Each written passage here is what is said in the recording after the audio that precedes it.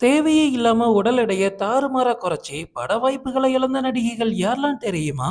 லிஸ்ட்ல நம்ம ஃபர்ஸ்ட் பார்க்க போறது மஞ்சிமா மோகன். தமிழ் சினிமாவுல அச்சம் என்பது மடமையடா படத்தின் மூலமா தமிழ் சினிமாவுல பயங்கரமா ஃபேமஸ் ஆனவங்க தான் இவங்க. ஆனா ஒரு காலத்துல பயங்கரமா வெயிட் போட்டு சோஷியல் மீடியால பல விமர்சனங்களை சந்திச்சிருக்காங்க. இன்னும் சொல்ல போனா ஓப்பனா மஞ்சிமா மோகனை பாடி ஷேமிங்லாம் பண்ணியிருக்காங்க. அந்த அளவுக்கு வெயிட் போட்டு ஹீரோயின் அப்படின்ற அந்தஸ்தையே இழந்துட்டாங்க. அதனால பட வாய்ப்புகளும் இவங்களுக்கு பெருசா கிடைக்கல.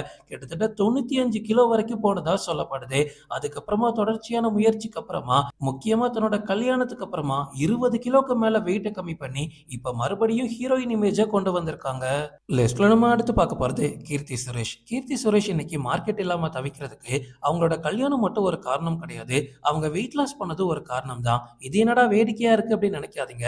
கீர்த்தி சுரேஷ் ஆரம்பத்துல பாக்குறதுக்கு ரொம்ப பப்ளியா சூப்பரா இருப்பாங்க. இன்னும் சொல்ல போனா ரஜினி முருகன் மற்றும் ரெமோ மாதிரியான படங்கள்ல பாக்குறதுக்கு அவ்வளவு அழகா இருப்பாங்க. ஆனா வெயிட்ட கம்மி பண்ணதுக்கு அப்புறமா அதுவும் முக்கியமா ஆக்ஷன் படங்கள்ல நடிக்கணும் அப்படின்றதுக்காக வெயிட்ட கம்மி பண்ணதுக்கு அப்புறமா கீர்த்தி சுரேஷ்க்கு பெருசா எந்த ஒரு பட வாய்ப்புகளும் கிடைக்கல. அவங்க ஜோடி போடுறத நிப்பாட்டிட்டு எப்போ தனி சப்ஜெக்ட் கதைகள்ல அதிகமா நடிக்க ஆரம்பிச்சாங்களோ அப்பவே அவங்களோட மார்க்கெட் படிப்படியா குறைய ஆரம்பிச்சிடுச்சு.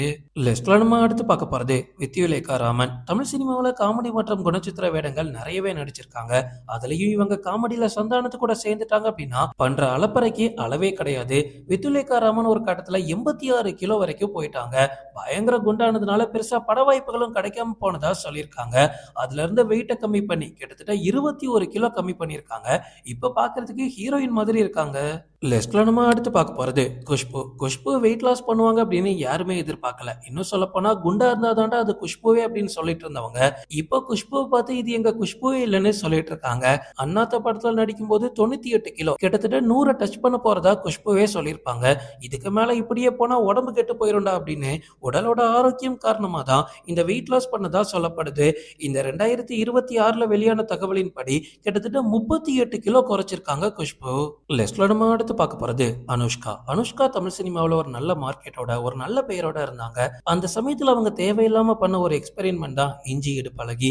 அது சக்சஸ்ஃபுல்லா வந்திருந்தா கூட பரவாயில்ல, பட் அட்டர் ஃபிளாப் ஆனது தான் மிகப்பெரிய கஷ்டம். அந்த படத்துக்காக அவங்க 20 கிலோ ஏத்திருந்தாங்க. 20 கிலோ ஏத்துறதுன்றது சாதாரண விஷயமே கிடையாது. அந்த டைம்ல அனுஷ்கா அவ்வளோ குண்டாயிட்டாங்க.